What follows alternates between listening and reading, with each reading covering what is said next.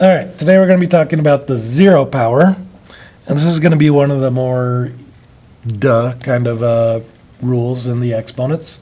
So when we talk about the zero power, there is a constant that's being applied here, and I'm going to show you on my calculator here. So let's say I have 900, and I raise that to the zero power. I get 1 is my answer.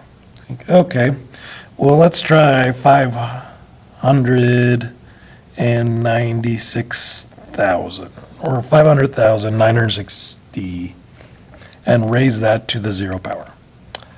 Hey, look, I get 1 again. Okay, well, let's try a bunch of 9s here. Raise it to the zero power. Oh, I get 1. Oh, let's try a negative. Let's do negative 45 to the zero power. I get 1. What about negative 5,000 to the zero power? Oh, it doesn't matter. Every single number I put in here has an output of 1. So that is basically our zero properties. No matter what number you raise to 0, it is always going to be 1. So 94 to the zero power is 1. Negative 8 to the zero power is 1. Okay, here we have two terms multiplying. We have x to the 4 times x to the 0. We can simplify this because x to the 0 is going to become 1. So we have x to the 4th times 1. What's 1 times x to the 4th? Hey, look, it's x to the 4th. So our answer is just x to the 4th. Okay, what about right here? We have 5 to the 4th and then raising that to 1. So let's try getting 5 to the 4th. 5 to the 4th is, 5 to the 4th, 625. Okay, if I take 625 and raise it to 0, I get 1. So all of this just becomes 1. Okay, and that's pretty much all there is with the zero property. We can combine this with our negative exponents. So if we look at that, this is similar to the one I just did. X to the 0 becomes 1. 1 times x to the negative 3 be x to the negative 3. So I have x to the negative 3, but it's not simplified unless it's a positive exponent.